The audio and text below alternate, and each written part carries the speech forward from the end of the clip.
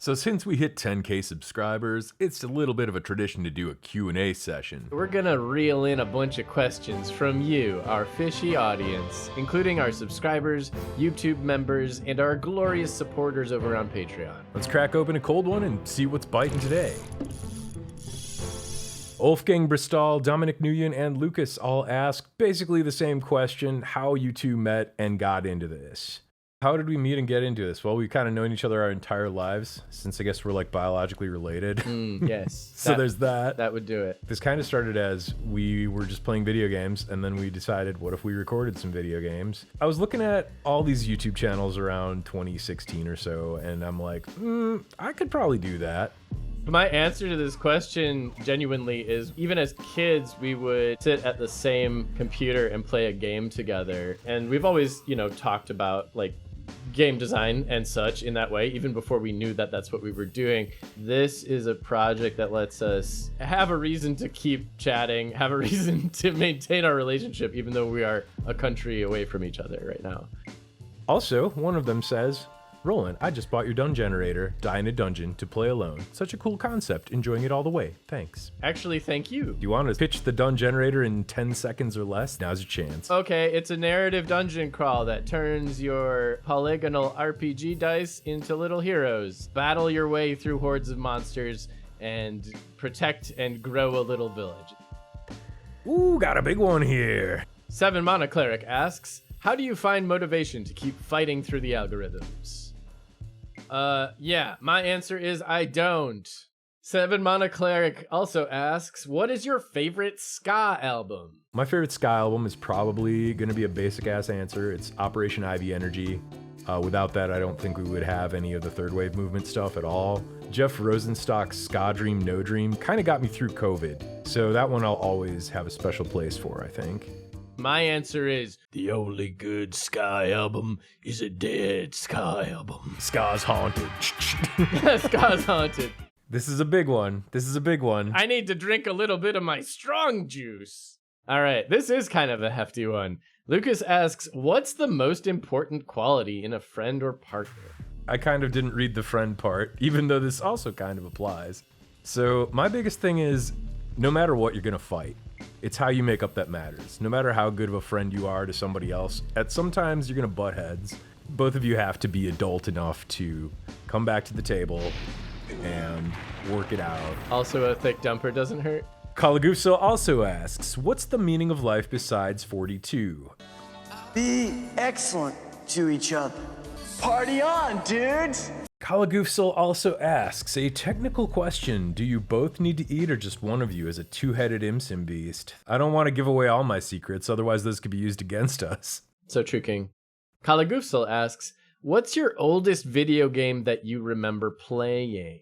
Sitting side by side and playing Wolfenstein 3D, where I was just pressing the shoot button and you were doing the movement controls. Memory unlocked. Hell yeah, I remember that. Yeah. Earliest one I can remember playing, and I remember this vividly, was like Terminator 2 in the arcade. And I was so small that I couldn't properly see over the cabinet to reach the gun, and I was still trying to shoot them robots. And it was really cool. And that changed me forever because I was like, oh, look, I can shoot our own truck. We're supposed to be saving them, but I can shoot it. That is cool. I was like, you can own goal yourself.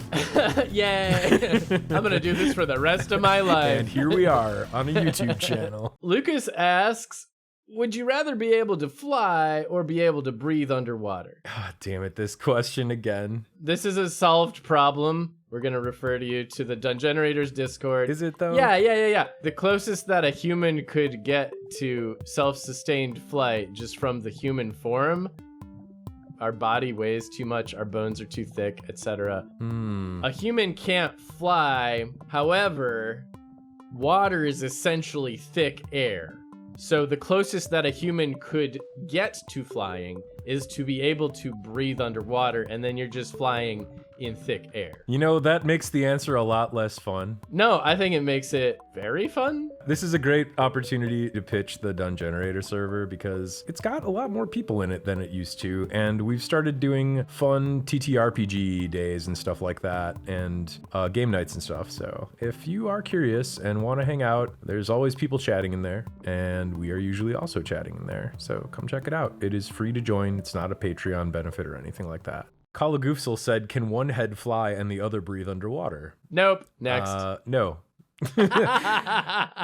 Kalagoofsel asks, what is your first computer and your first console? Technically, our first computer is that green one. The first useful computer we had was a 486-66. I think it was like from the era right before Windows 95. There was definitely a period where we were like smacking and hacking together, like trying to get Quake running, and it kind of did. 12 frames a second Quake. Good stuff. Good stuff. Good stuff. As for the console, I'm pretty sure it was the PlayStation 1, which is probably why I have such a deep nostalgia for that. Tactical Mindscapes asks, your channel often treats games as more than entertainment. What's one RPG or immersive sim mechanic that changed how you think about real-world decision-making, and why that one instead of all the others? BioWare RPGs back when they were good. So we're talking like Knights of the Old Republic, Baldur's Gate 2, Dragon Age Origins. The reason I think about these is because they always taught me to look for an alternative solution rather than just accepting the ones presented to me. And I will say that that has served me very well for many parts of my life. I think I actually have learned more from classic LucasArts adventure games. Whenever I enter a room, I pick up everything that's not nailed down. Pick up everything and look at it. Look at it. I taste it. I poke it. I put it in my pockets. Later, I combine it into some kind of contraption. And you're like, I can't use these things together. But sometimes you can. And then sometimes you can trade them to like a friendly pirate to get a fish. It's true. It's true. So, it's true. You know. Sapphire Fox says, why Two-Headed Hero? Were there other names you thought of before deciding on this name? I think you came up with it, actually. I did. You were like, this sounds good. I was walking around my museum security job and thinking of names, and that was one of them. There were other names we considered on that list. I don't remember a single one of the other ones. Honestly, a little rude that you're asking me to remember things from more than a week ago. Sapphire Fox asks, what's your favorite thing about making videos? And your least favorite thing? I always have a lot more fun with the voiceover sessions, even more than playing the games, I think. Because we always come up with this crazy, just like off the cuff stuff. That's just like, it makes it fun. It is fun. Yeah, least favorite thing is probably dealing with the YouTube algorithm. The fucking algorithm. Yeah, the fucking hellscape. Yeah. Sapphire Fox asks, what's your favorite video so far? Whether it be technical, like a challenge you're proud of overcoming, artistic, writing, jokes, visuals, or topic. Do you have an answer for this? The goddamn Starfield one. Oh. I know it's the most famous one we've done, but I think that it was like the perfect conflagration of like depth, length, research, and the idea you had to make like a Garfield versus Starfield thing as like a sketch was very funny. And people still tell me years later, like this is 2 years old at this point, people still tell me that they think about the Garfield or Starfield thing and laugh to themselves. Aw, that's nice. I will say the one I'm the most proud of probably was the follow-up video that did much worse because YouTube age-gated it, which really sucks, but it was our similar video about Cyberpunk 2077. I had to play. We did so much work. We did so much work for it. Goddamn Cyberpunk. It was so depressing. It was depressing. I like that game, but I played it at launch, man, so it was a rough road. But replaying it where it's good now was nice. Yeah. And we broke down not only like every single ending, but like every single ending in the expansion. We went so deep on the history of CDPR. Yeah. And we even talked about like some real world stuff. We talked about the tabletop RPG. right? We talked about the tabletop. We talked about Mike Pondsmith. We talked about Shadowrun a little bit, I believe. The reason I believe it got age gated, like it's listed as an 18+ video on YouTube. I censored all of the, spicy bits and everything, but I'm pretty convinced the reason that they're gating it is because we talk about sexuality in gaming. I see. And we talk about how gross it is that people modded the sexuality of certain characters. And it's literally 3 minutes out of a 2-hour video.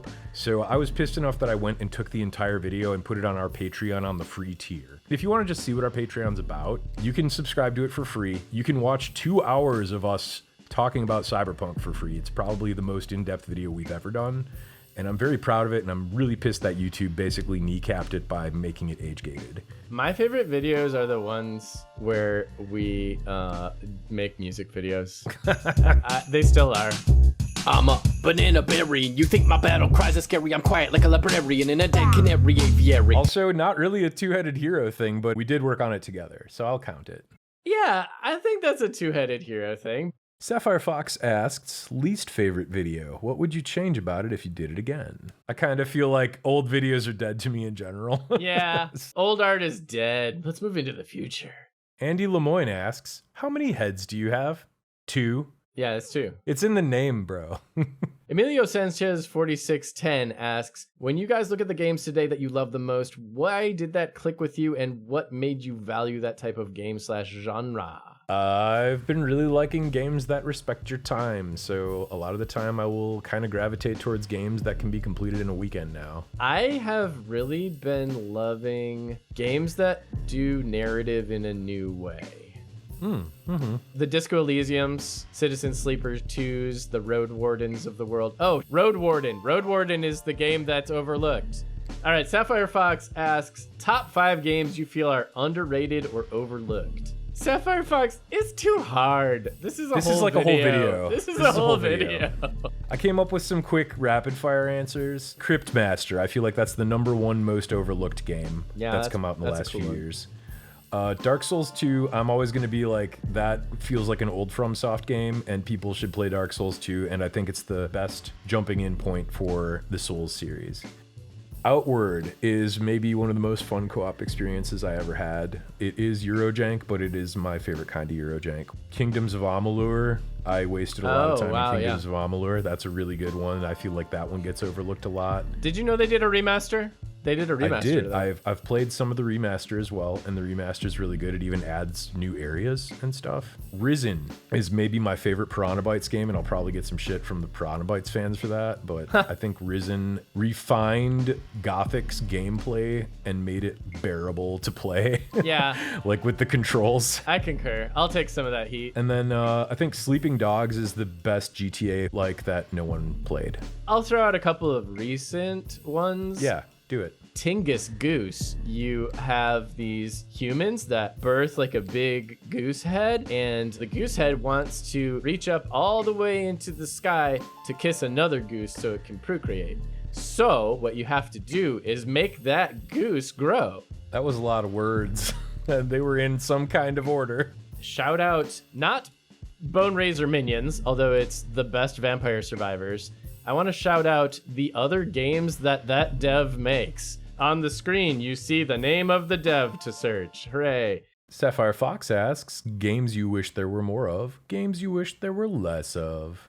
I wish there were more co-op and or physics-based games with progression mechanics. Like, I want physics or co-op plus like a big RPG skill tree. I want Dark Messiah co-op to be finished. That was really fun, actually. Yeah. No, I mean, I generally want more drop-in co-op games because I think the drop-in co-op model is really, really nice. Like, you can be enjoying your game and then your buddy just launches in on you and you hang out for a while. Yeah. And it doesn't preclude your experience. You don't have to sit in a lobby with somebody. Yeah. You know? I love that. I feel that. So what about less? I would like less of those scummy NFT likes. Banana game or whatever? Yeah, the banana. Get out of here. Not everything has to be a frickin' marketplace for speculation. Also, I would like less AI slop.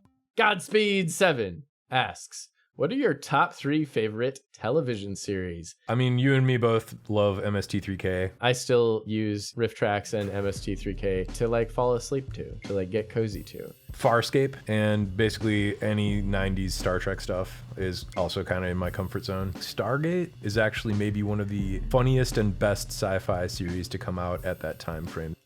What are you doing here? We brought pizza in a movie. Star Wars.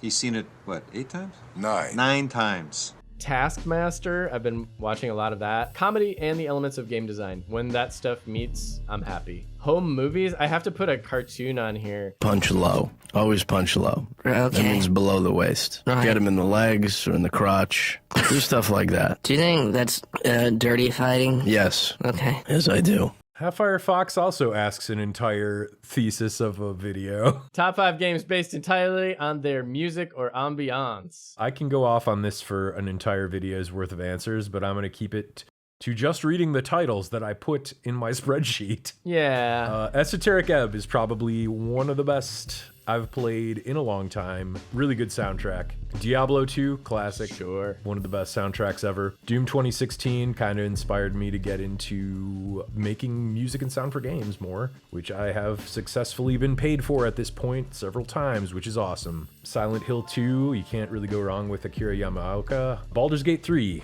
amazing. Well, Just all around. Voice, music, sound, ambience, everything. Warhammer Mechanicus, probably one of the most overlooked, and I can definitely keep going on. I'm just going to add a couple more. Disco Elysium, I do just listen to that soundtrack on its own. Yeah, it's a good one. Also, Pit People, 100%. Every one of those songs is a banger.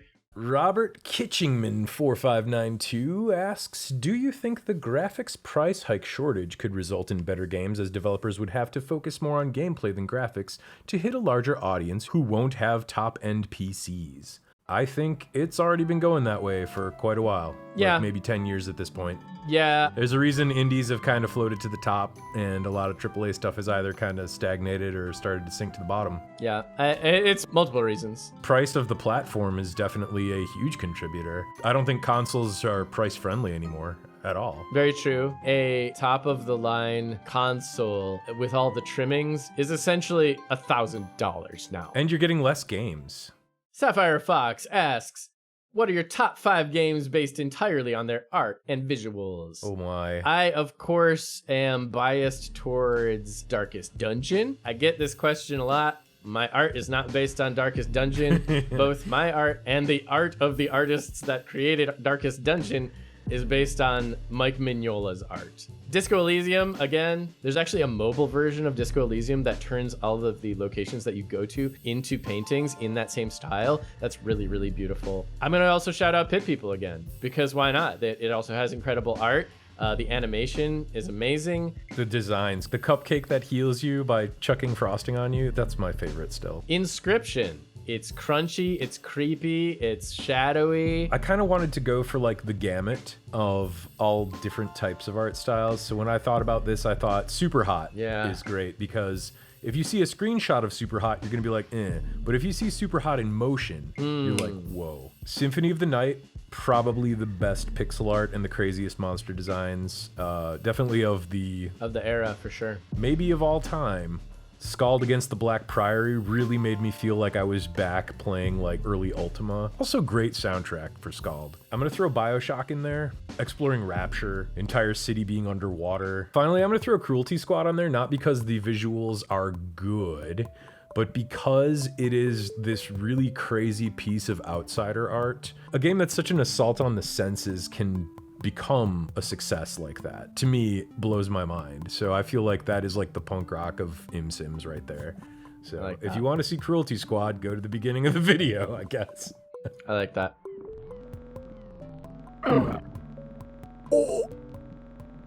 Sapphire Fox asks, what are your favorite colors? Mine is hex code FFFF33. Mine is anything high contrast. So like royal purple and lime, black and pink. I guess it's like the bisexual color scheme. Boaz08 asks, what games do you guys keep coming back to? Lately, I have been coming back to Mugenics, and very recently, Breath of Fire 4.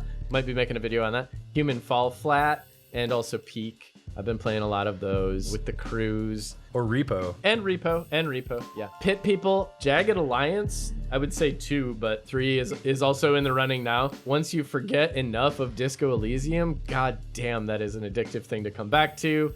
Whatever the latest Mount and Blade is, Mount ampersand Blade. And then finally, I've been playing a ton of Digital Root by Leader Games, yeah. It's a great asynchronous multiplayer. The harebrained Shadowrun games. Those 3 games are fantastic, and yeah, that video is still coming. Recently, Dark Messiah of Might and Magic. There's a video on that. It's the last one we did. Go look at it. And then I guess my comfort zone game of all time that I keep coming back to ever since I was a kid was Lands of Lore, The Throne of Chaos. It's like the dungeon crawler if you've never played a dungeon crawler before, and it still holds up really, really well. Really pretty pixel art. And then I will mention my guilty pleasure of Tarkov PvE, which I haven't been playing for a while because I'm completely unproductive every time I open it up.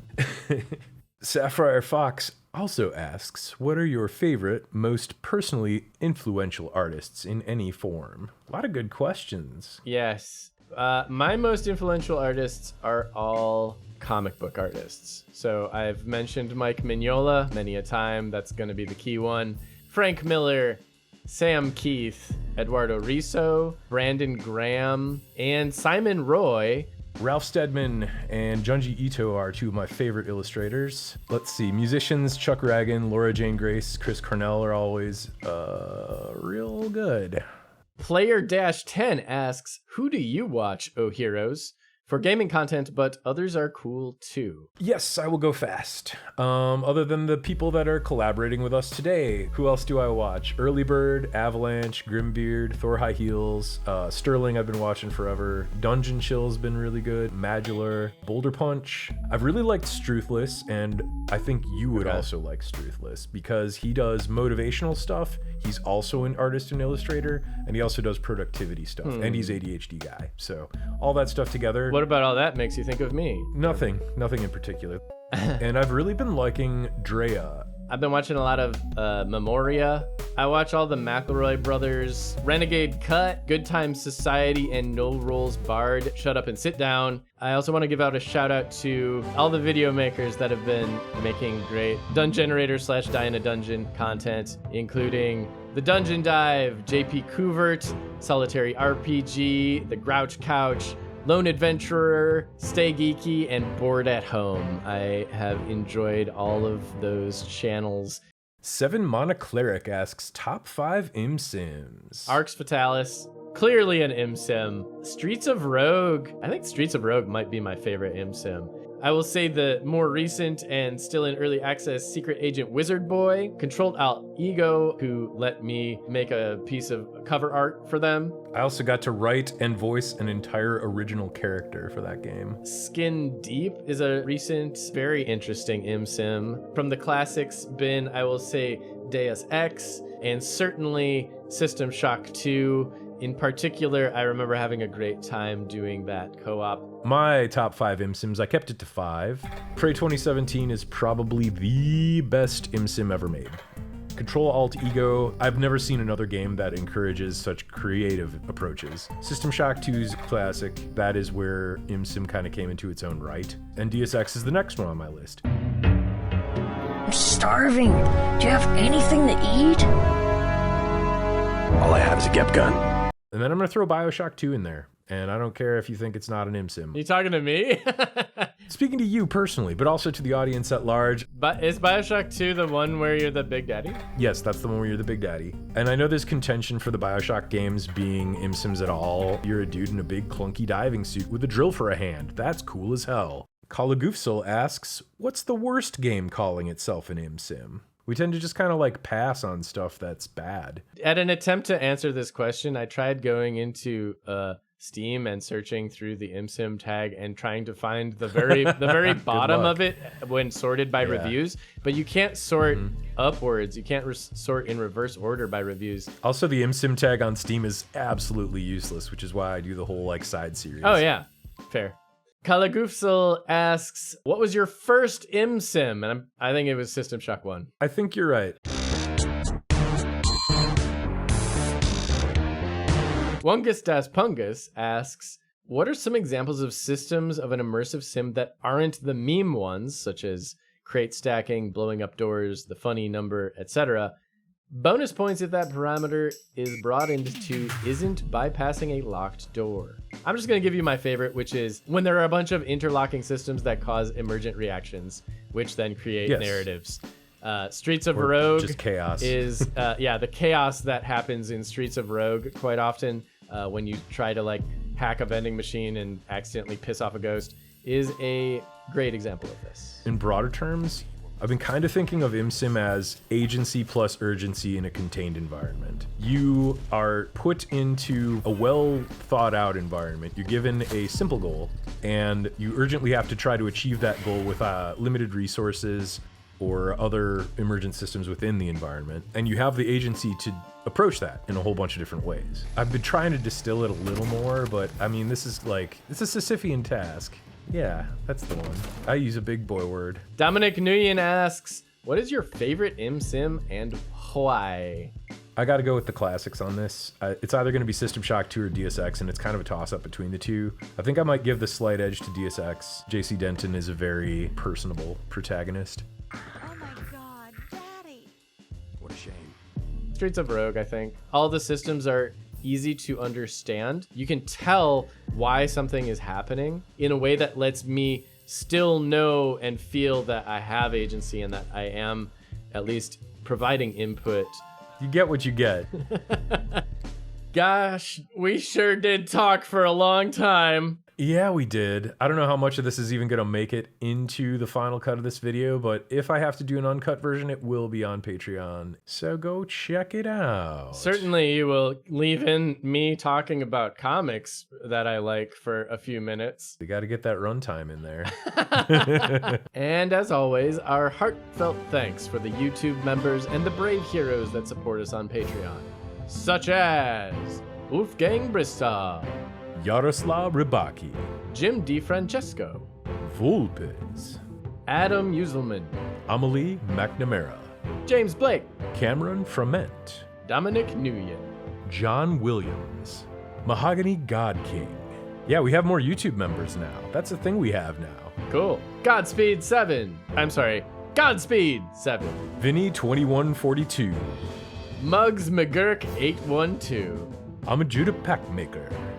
And the rest. Thanks again for watching. And thanks again for 10,000 subs. We'll see you on the next Two-Headed Hero. I didn't even write that part. I just kind of went off the cuff there. See how fancy that is? That's what you get when you get 10,000 subs. Yep, you get to remember your own outro.